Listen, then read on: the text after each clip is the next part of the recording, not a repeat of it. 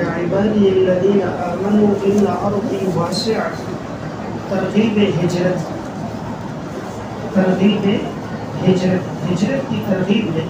یا عبادی الذین آمنوا، اے میرے بندو ان لوگوں میں سے جو ایمان لے کر آئے، اے میرے ایمان والے بندو، ان ارضی واسعۃ، یقیناً میری زمین کشادہ ہے۔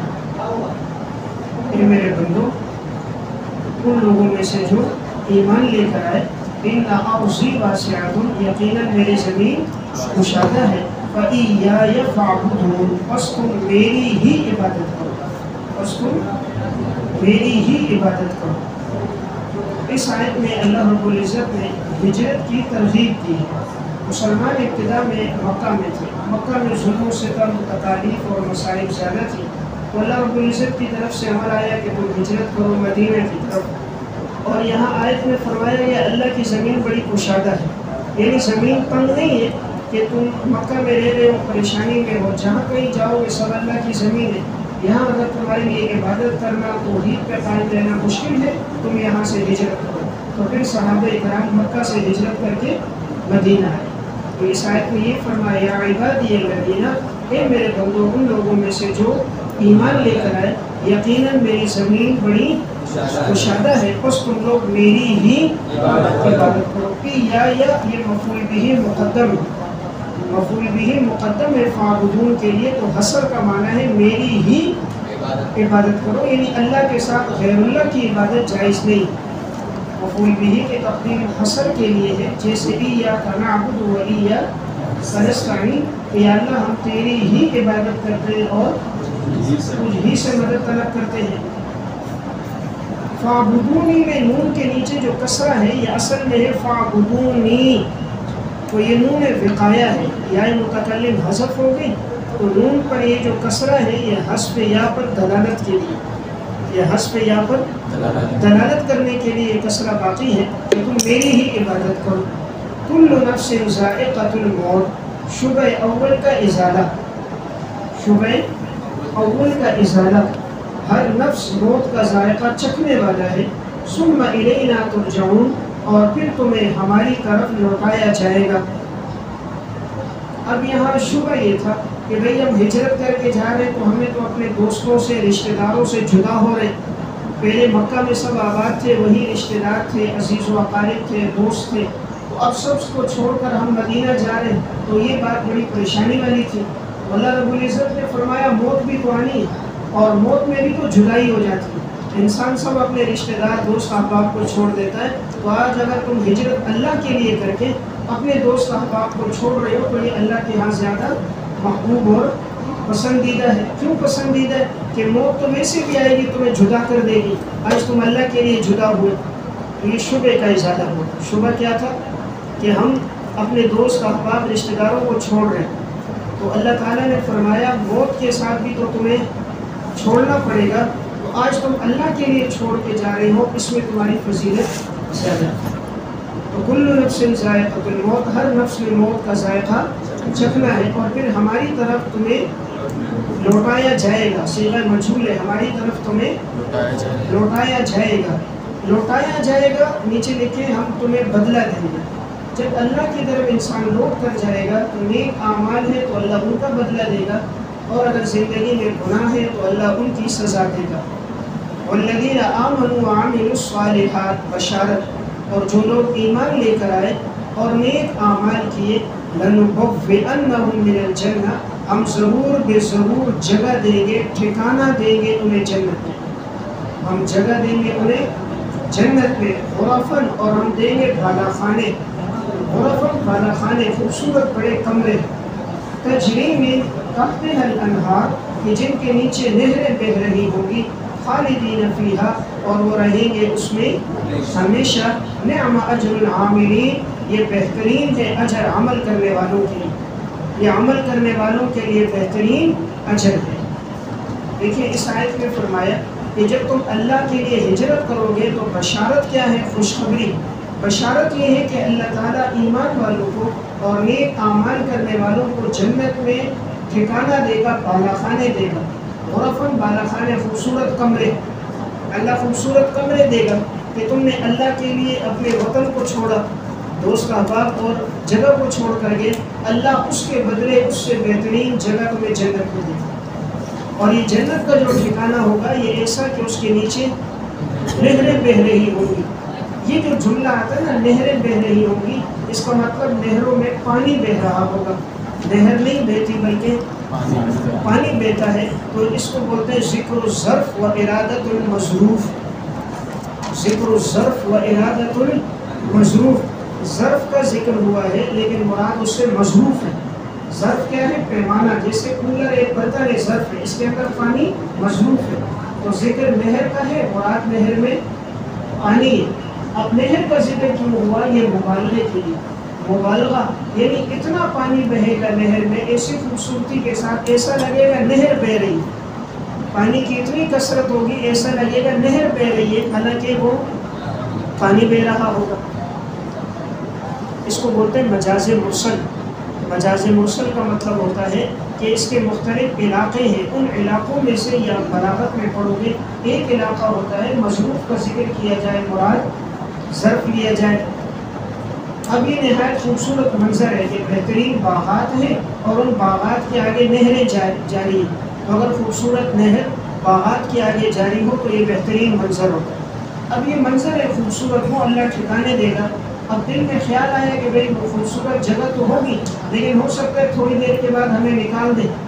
جیسے آدمی کسی اچھے باغ میں جاتا ہے، ٹکٹ لے کر گیا، وہ کہتے ہیں یہ 8 گھنٹے تک ہے، 8 گھنٹے تک باغ میں رہنا ہے، 12 بجے 10 بجے یہ باغ جو ہے اور یہ پارک بند ہو جائے گا، تو وہاں آدمی ہمیشہ نہیں ہوتا۔ جگہ خوبصورت ہے لیکن چند گھنٹے کے لیے۔ اللہ نے جواب دیا خالدین فیہا، تم ان خوبصورت باغات میں رہو گے ہمیشہ ہمیشہ، یعنی یہ ٹکٹ چند گھنٹوں کا نہیں ہوگا۔ یہ بدلہ اللہ نے کیوں دیا؟ اس لیے کہ ہمارے پاس دولت تھی یا پیسہ تھا؟ کہا نہیں، نعم اجر العاملین، یہ بدلہ ہے بہترین عمل کرنے والوں کے لیے۔ اجر بدلہ ہے، عاملین عمل کرنے والوں کے لیے، عمل کرنے والوں کو اللہ نے بہتر بدلہ دیا۔ گویا جنت میں جانا اس کا ٹکٹ پیسہ نہیں ہے، دولت اور تعلقات نہیں ہے، جنت میں جانے کا ٹکٹ اعمال ہے۔ کیا ہے؟ اعمال۔ الذین صبروا، عاملین کے اوصاف جو فرمایا نعم اجر العاملین، یہ بدلہ ہے عمل کرنے والوں کا، تو عمل کرنے والوں کے اوصاف کیا ہیں؟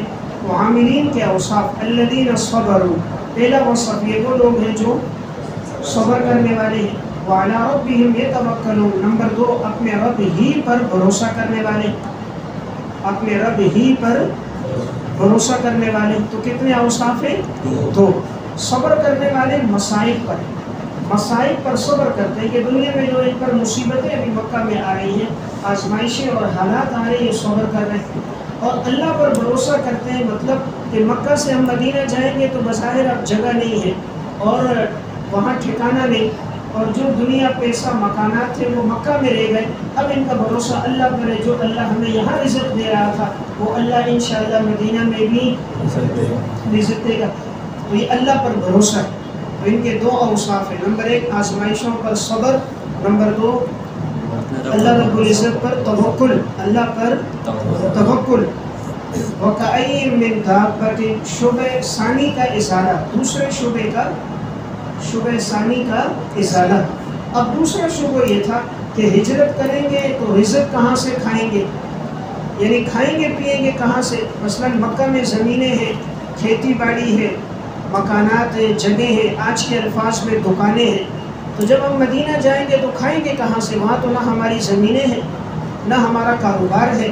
تو اب اللہ رب العزت جواب آگے دے رہے کہ بھئی دیکھو دنیا میں کتنے جانور ہیں، اللہ ان سب کو رزق دے رہا ہے، کسی جانور کی دکان نہیں، کسی کے پاس ہنر نہیں، کاروبار نہیں، جو اللہ ان جانوروں کو دے رہا ہے جس کے پاس عقل بھی کوئی نہیں، تو اللہ تمہیں اس سے بہترین دے گا مدینہ۔ جو جانوروں کو دے سکتا ہے وہ تمہیں بھی دے سکتا ہے۔ تو یہ شعبہ ثانی کا ازالہ ہے۔ وَكَأَيٍّ مِّن دَابَّةٍ، کتنے ہیں زمین پر چوپائے، دابہ کہتے ہیں زمین پہ چلنے والے، ما يدب علی الارض، جو بھی زمین پہ چلنے والا ہو۔ اس کا اطلاق لغوی معنی کے لحاظ سے انسان پر بھی ہوتا ہے، جانور پر بھی ہوتا ہے۔ انسان بھی زمین پہ چلتا ہے اور جانور بھی زمین پہ چلتا ہے۔ وَكَأَيٍّ مِّن دَابَّةٍ، کتنے ہی چوپائے ہیں، لا تحمل رزقها نہیں اٹھاتے وہ اپنے رزق کو، نہیں اٹھاتے وہ اپنے رزق کو. اللہ یرزقها وإیاکم، اللہ ان کا رزق اٹھاتا ہے، اللہ انہیں بھی رزق دے رہا ہے. وإیاکم، اور وہ اللہ تمہیں بھی رزق دے گا. اللہ یرزقها، اللہ انہیں رزق دیتا ہے ان چوپایوں کو، اور اسی طرح وإیاکم، وہ اللہ تمہیں بھی رزق دے گا.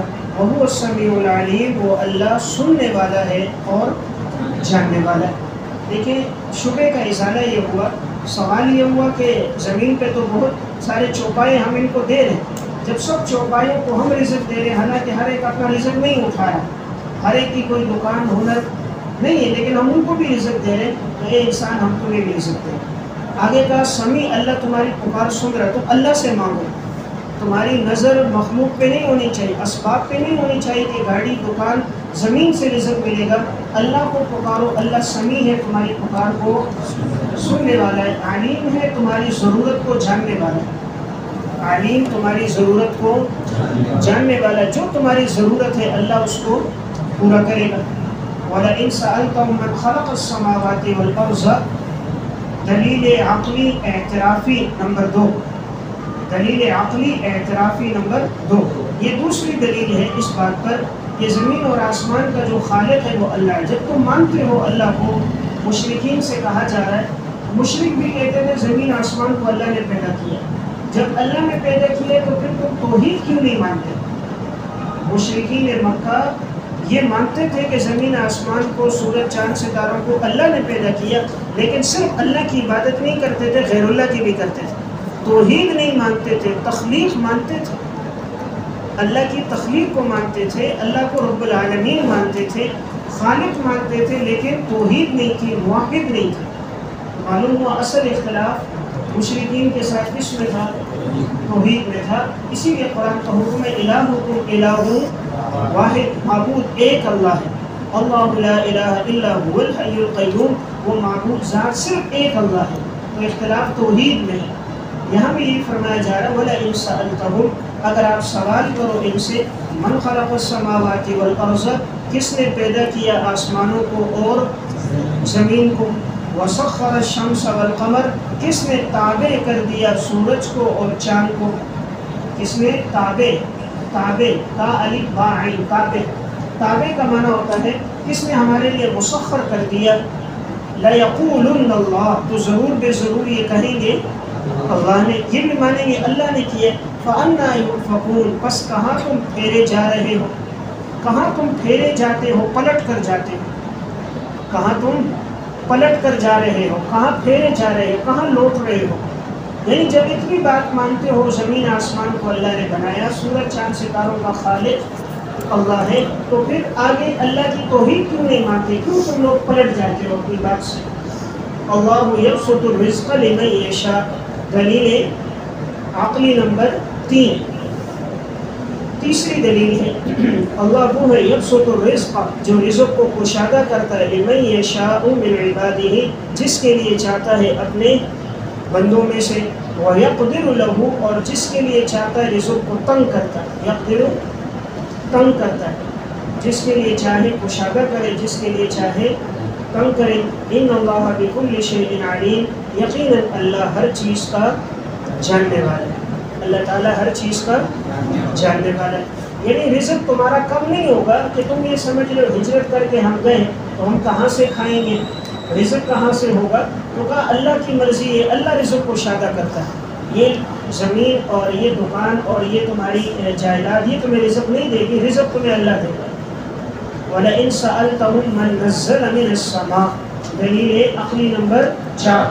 چوتھی دلیل اب یہ ہے وَلَئِن سَأَلْتَهُم، اگر آپ ان سے پوچھو، مَن نَزَّلَ مِنَ السَّمَاءِ، کون اتارتا ہے آسمان سے، ماءً پانی، آسمان سے پانی کون اتارتا ہے، فَأَحْيَا بِهِ الْأَرْضَ، پس کون زندہ کرتا ہے، آباد کرتا ہے. فَأَحْيَا، آباد کرتا ہے، کون آباد کرتا ہے، بِهِ، اس پانی کے ذریعے سے زمین کو، مِن بَعْدِ مَوْتِهَا، اس زمین کے بنجر ہونے کے بعد. زمین کی موت کیا ہے، اس کا بنجر ہونا، ویران ہونا. کون ہے جو زمین کو آباد کرتا ہے اس کے بنجر ہونے اور ویران ہونے کے بعد؟ لَيَقُولُنَّ اللَّهُ، تو یہ بھی ضرور بے ضرور کہیں گے وہ کون ہے؟ اللہ ہے۔ قُلِ الْحَمْدُ لِلَّهِ، ثمرۂ دلائل، ثمرۂ دلائل، فرما دیجئے تمام تعریفیں اللہ کے لیے، بل اکثرهم لا یعقلون، بلکہ اکثر لوگ جانتے نہیں، اکثر لوگوں میں عقل نہیں ہے۔ دیکھیں اوپر ذکر تھا تخلیق کا، زمین آسمان سورج چاند ستاروں کے نظام کا، اس کو بھی مشرک مانتے تھے، وہ اللہ نے پیدا کیا۔ یہاں اگر ان سے پوچھو آسمان سے کون پانی برسا رہا ہے تو یہ تب بھی کیا کہیں گے؟ اللہ برسا رہا ہے، تو یہ بھی مانتے، پھر توحید کیوں نہیں مانتے؟ وَلَئِن سَأَلْتَهُمْ، اگر آپ سوال کیجئے، من نزل، کون اتارتا ہے، من السماء ماء، آسمان سے پانی، فَأَحْيَا بِهِ الْأَرْضَ، پس کون زندہ کرتا ہے، لکھے آباد کرتا ہے، کون آباد کرتا ہے، بِهِ، اس پانی کے ذریعے سے، الْأَرْضَ، زمین کو، من بعد موتها، زمین کی موت کے بعد، مراد زمین کے بنجر ہونے کے بعد کون زمین کو آباد کرتا ہے؟ لَيَقُولُنَّ اللَّهُ، تو یہ جواب دیں گے کہ ضرور بے ضرور وہ اللہ کرتا ہے۔ قُلِ الْحَمْدُ لِلَّهِ، ثمرۂ دلائل، فرما دیجئے تمام تعریفیں اللہ کے لیے ہیں، لیکن اکثر لوگ جانتے نہیں۔ اگر یہ لوگ اللہ کو جانتے تو مانتے نا ایک، اب یہ صرف تخلیق کو مان رہے، اللہ کو ایک نہیں مان رہے، تو معلوم ہوا ان میں عقل نہیں۔ اگر عقل ہوتی تو شرک نہ کرتے۔ کتا بھی اپنے محسن کو جانتا ہے، دیکھ کر دم ہلاتا ہے، لیکن یہ کیسے انسان ہے ساری چیزوں کو ماننے کے باوجود بھی اپنے ہاتھوں سے بنائے ہوئے مٹی کے بتوں کو سجدہ کر رہے؟ وَمَا هَذِهِ الْحَيَاةُ الدُّنْيَا، پس نہیں ہے دنیا کی زندگی، إِلَّا لَهْوٌ وَلَعِبٌ، مگر یہ ایک کھیل کود ہے، مگر یہ ایک لعب کہتے ہیں کھیل، لہو تماشا، وہی کھیل کود، مگر یہ ایک کھیل کود اور تماشا ہے، دنیا کی زندگی ایک کھیل کود ہے بس۔ وَإِنَّ الدَّارَ الْآخِرَةَ لَهِيَ الْحَيَوَانُ، اور یقیناً آخرت کی زندگی اصل زندگی ہے، آخرت کی زندگی اصل زندگی ہے۔ لَوْ كَانُوا يَعْلَمُونَ، کاش کہ یہ لوگ جانتے۔ دیکھیں اس آیت میں یہ بات بیان ہو رہی ہے، ایمان لانے سے دو چیزیں مانع تھی۔ یہ لوگ ایمان جو نہیں لا رہی تھی دو وجہ تھی۔ نمبر ایک، ان کو دنیا کی زندگی سے محبت ہے، دنیا کی زندگی سے محبت ہے اس لیے ایمان نہیں لا رہے۔ اللہ تعالیٰ نے فرمایا دنیا کی زندگی تو چند روزہ ہے، یہ کھیل کود جیسے بچے تھوڑی دیر کھیلتے، گھنٹہ ڈیڑھ، کھیل ختم ہو جاتا ہے، بس ختم ہو گیا، چلے گئے۔ اس طرح دنیا کی زندگی چند روزہ گزاری، موت آئی تو سب ختم ہو گیا، تو یہ اصل زندگی نہیں ہے۔ وَإِنَّ الدَّارَ الْآخِرَةَ، آخرت کی زندگی، لَهِيَ الْحَيَوَانُ، اصل زندگی، حیوان اصل زندگی ہے۔ لَوْ كَانُوا يَعْلَمُونَ، کاش کہ یہ لوگ جانتے۔ اگر یہ جانتے اور سمجھتے تو انہیں پتہ ہوتا کہ دنیا کی زندگی اصل نہیں۔ دوسرا مانع وہ آگے آ رہا ہے، وہ آ رہا ہے خوف تخطف۔ تخطف کا معنی اچک لینا، وہ اگلی آیت میں آئے گا۔ انہیں یہ ڈر ہوتا تھا کوئی ہمیں اچک لے گا، نقصان دے گا، کوئی ہمیں نقصان پہنچائے گا، تو جواب آگے آ رہا ہے، دیکھیں اللہ نے تمہارے لیے حرم کو امن کی جگہ بنا دی ہے، وہاں تمہیں کوئی بھی نقصان نہیں پہنچاتا، یہ اللہ کا فضل ہے۔ ورنہ باقی کسی جگہ میں نہ خون خرابہ، فتنہ فساد، قتل و غارت گیری ہوتی ہے، لیکن مکہ کے اندر امن و امان ہے، وہاں نہ کوئی قتل و غارت گیری ہے، نہ کسی کو مارنا پیٹنا ہے، اللہ نے امن کر دیا۔ تو اللہ نے تمہارے لیے مکہ کو امن کی جگہ بنایا، پھر بھی تمہیں بات سمجھ نہیں آتی، ایمان نہیں آتی۔ فَإِذَا رَكِبُوا فِي الْفُلْكِ، پس جب یہ لوگ سوار ہوتے ہیں کشتی میں، تو عنوان ہے اس کا مانع کا ازالہ، مانع کا ازالہ، پہلے مانع کا ازالہ۔ پہلا والا مانع کیا تھا؟ ایمان کیوں نہیں لا رہے تھے؟ دنیا کی زندگی کو اصل سمجھتے، انہماک فی دنیا، تو اس کا جواب دے رہے بھائی تم دنیا میں منہمک ہو، لیکن جب تم بھی کشتی میں سفر کرتے ہو اور موجیں تمہیں طغیانی آتی ہے اور سمندر کے پانی کی لہریں جب کشتی میں داخل ہونے لگتی ہیں تو تم بھی اللہ کو پکارتے ہو، تو وہاں تمہیں اللہ یاد آتا ہے سمندر میں، لیکن خشکی میں آتے ہو تو اللہ کو بھول جاتے ہو۔ اگر یہی معبودان سب کچھ کرنے والے ہیں پھر سمندر میں بھی ان کو پکارو نا۔ پھر یہ کہتے تھے اب ہمارے خدا کچھ نہیں کر سکتے، اب محمد کا خدا کرے گا۔ جب سمندر میں ہوتی طغیانی اور موجیں آ جاتی اور اب ڈوبنے لگتی کشتی، کشتی ہل رہی ہے، اب مر رہے، اب کہتے ہیں محمد کے خدا کو پکارو، اب ہمارے خدا کچھ نہیں کر سکتے۔ تو جو تمہارے خدا کشتی میں تمہارا ساتھ نہیں دیتے، وہ خشکی میں بھی کچھ نہیں کر سکتے۔ فَإِذَا رَكِبُوا فِي الْفُلْكِ، جب یہ سوار ہوتے تھے کشتیوں میں، دعوا اللہ، پکارتے تھے اللہ کو، پکارتے تھے اللہ کو، مخلصین لہ الدین، خالص کرتے ہوئے اس اللہ کے لیے پکار کو، خالص کرتے ہوئے لہو، اس اللہ کے لیے پکار کو، خالص اللہ ہی کو پکارتے تھے۔ فَلَمَّا نَجَّاهُمْ إِلَى الْبَرِّ، بس جب ہم انہیں نجات دے دیتے خشکی کی طرف، جب ہم انہیں نجات دیتے خشکی کی طرف، اِذَا هُمْ يُشْرِكُونَ، بس یہ لوگ اللہ کے ساتھ شریک ٹھہراتے تھے۔ جیسے نجات مل جاتی فوراً شریک ٹھہراتے تھے، جب تک کشتی کے اندر تھے اللہ کو یاد کرتے، خشکی پر آ گئے پھر اپنے معبودان کو یاد کر لیتے۔ لِيَكْفُرُوا بِمَا آتَيْنَاهُمْ، تاکہ وہ کفر کرے ان نعمتوں کا جو ہم نے انہیں دیے، تاکہ وہ کفر کرے، انکار کرے، تاکہ وہ انکار کرے بما، ان نعمتوں کا، آتَيْنَاهُمْ، جو نعمتیں ہم نے انہیں دی ہیں۔ وَلِيَتَمَتَّعُوا، بس چاہیے کہ فائدہ حاصل کرو، چاہیے کہ تم فائدہ حاصل کر دو۔ فَسَوْفَ يَعْلَمُونَ، بس عن قریب تم لوگ جان لو گے۔ یہاں اللہ تعالیٰ نے پہلے مانع کا جواب دیا کہ لوگ ایمان کیوں نہیں لا رہے، جن کا دنیا میں انہماک ہے، تو کہا دنیا کی زندگی تو کھیل تماشا ہے، یہ تو ختم ہو جائے گی۔ اور پھر آگے جواب دیا کہ اصل ذات اللہ کی ذات ہے، کہ تم بھی جب سمندری سفر میں ہوتے ہو تو اللہ کو پکارتے ہو۔ اولم یروا انا جعلنا، دوسرے مانع کا جواب، دوسرے مانع کا جواب، دوسرا معنی کیا تھا کہ خوف تخطف، انہیں ڈر تھا اپنی جانوں کا، اچک لینے کا، کوئی ہمیں اچک لے گا، نقصان پہنچا دے گا۔ تو اب ان کو جواب دیا جا رہا ہے کہ بھئی اگر تم ایمان جو لے کر آتے ہیں، ہم نے تمہارے لیے مکہ کو امن کی جگہ بنایا، تمہیں یہاں کوئی نقصان نہیں ہوتا۔ اولم یروا انا جعلنا، کیا وہ نہیں دیکھتے کہ ہم نے بنا دیا ہے حرم کو آمنا، امن کی جگہ، ہم نے بنا دیا حرم کو امن کی جگہ۔ وَيَتَخَطَّفُ النَّاسُ مِنْ حَوْلِهِمْ، اچک لیے جاتا تھا لوگوں کو اس کے ارد گرد سے، من حولہم، اس کے یعنی اہل حرم کے ارد گرد سے، ارد گرد میں دیکھو لوگوں کو اچک لیے جاتے، یعنی مکہ کے علاوہ جو جگہ ہیں آس پاس کی، وہاں لوگوں کی جان محفوظ نہیں۔ مکہ کے علاوہ جگہوں میں نہ لوگوں کا مال محفوظ ہے نہ عزت ہے، لیکن یہ اللہ کی طرف سے انعام ہے کہ مکہ کے لوگوں کی جان مال کیا ہے، محفوظ ہے۔ أَفَبِالْبَاطِلِ يُؤْمِنُونَ وَبِنِعْمَةِ اللَّهِ يَكْفُرُونَ، تنبیہ، کیا پس یہ لوگ باطل پر ایمان لے کر آتے ہیں اور اللہ کی نعمتوں کا انکار کرتے ہیں؟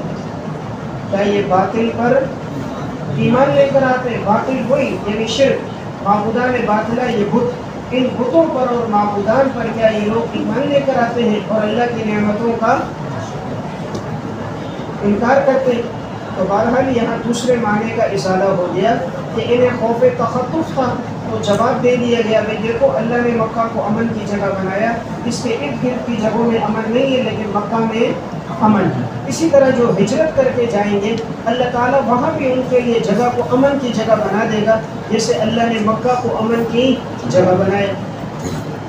وَمَنْ أَظْلَمُ مِمَّنِ افْتَرَىٰ، زجر، ڈانٹ، اس شخص سے بڑا ظالم کون ہوگا کہ جو باندھے اللہ پر جھوٹ، افطرا کا معنی باندھنا، کہ جو باندھے اللہ پر جھوٹ، اس سے بڑا ظالم کون ہوگا؟ او کذب بالحق، یا جھٹلائے حق کو، لما جاءہ، جبکہ وہ حق اس کے پاس آیا، جبکہ وہ حق اس کے پاس آیا اور وہ حق کو جھٹلائے، تو اس سے بڑا ظالم کون ہوگا؟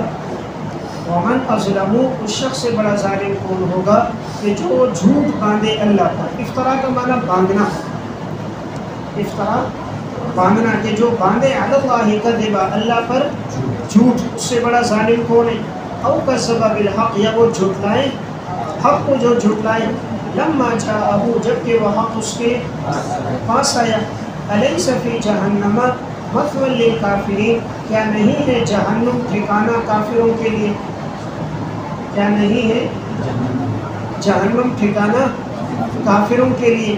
دیکھیں اس آیت میں زجر ہے، ڈانٹ ہے، ڈانٹ یہ کہ تم جو اللہ کے ساتھ شریک ٹھہرا رہے ہو، معبودان بتوں کو، تم تو اللہ پہ جھوٹ باندھ رہے ہو، اللہ نے تو تمہیں حکم نہیں دیا۔ اللہ کے ساتھ جو تم شریک ٹھہرا رہے ہو، اللہ نے تمہیں حکم نہیں دیا، اب تم شریک ٹھہرا رہے ہو، تم اللہ پہ کیا باندھ رہے ہو؟ جھوٹ۔ اللہ نے تمہیں اس بات کا حکم نہیں دیا اور تم ٹھہرا رہے ہو اللہ پر جھوٹ باندھنا ہے، تو اس سے بڑا ظالم کون ہے جو اللہ پہ جھوٹ بولے؟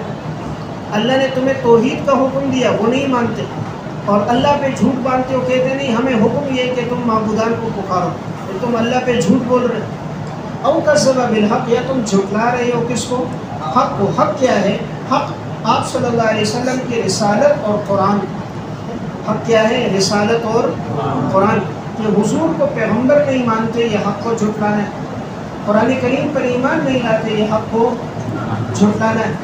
اب جو جھٹلاتا ہے تو کیا نہیں ہے جہنم ٹھکانہ کافروں کے لیے؟ کیا نہیں ہے یعنی ضرور ہے، لیکن نفی جب نفی میں داخل ہوتی ہے معنی اس بات کا ہوتا ہے۔ تو یہاں جو الیسا میں حمزہ ہے یہ استفہام انکاری ہے، استفہام انکاری ہے، اور جب نفی پہ داخل ہو تو معنی اس بات کا ہوگا۔ تو کیا نہیں ہے جہنم ٹھکانہ یعنی ضرور ہے، نہیں ہے یعنی ضرور ہے جہنم ٹھکانہ کافروں کے لیے۔ والذین جاہدوا فینا، بس وہ لوگ جو کوشش کرتے ہیں ہمارے راستے میں، فینا ہمارے راستے میں، بین السطور فی طلب رضائنا، ہماری رضامندی کی طلب میں، فی طلب رضائنا، ہماری رضامندی کی طلب میں جو کوشش کرتے ہیں، لنہدینہم سبلنا، ہم ضرور بے ضرور ہدایت دیں گے انہیں اپنے راستوں کی، ہم ضرور انہیں ہدایت دیں گے اپنے راستے، ہماری طرف جو آنے والے راستے، ہم ان راستوں کی طرف انہیں ضرور ہدایت دیں گے۔ وَإِنَّ اللَّهَ لَمَعَ الْمُحْسِنِينَ، یقیناً اللہ تبارک و تعالیٰ نیکوکاروں کے ساتھ ہے، اللہ تعالیٰ لَمَعَ الْمُحْسِنِينَ نیکوکاروں کے ساتھ ہے۔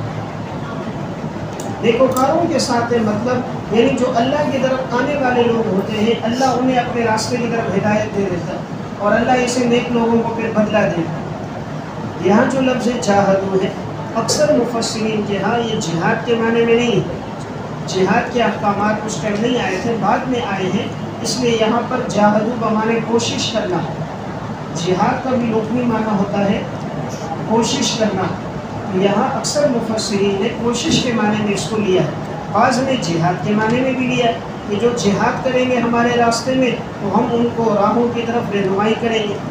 اکثر مفسرین کے ہاں کوشش کے معنی میں تو معنی ہوگا جو لوگ کوشش کرتے ہیں، فینا ای فی طلب رضائنا، ہماری رضامندی کے راستوں میں، لنہدینہم سبلنا، ہم ہدایت دیں گے انہیں اپنے راستوں کی، ہم ہدایت دیں گے انہیں اپنے راستوں کی، اپنے راستوں کی طرف ہم انہیں ہدایت دیں گے، ان کی رہنمائی کریں گے۔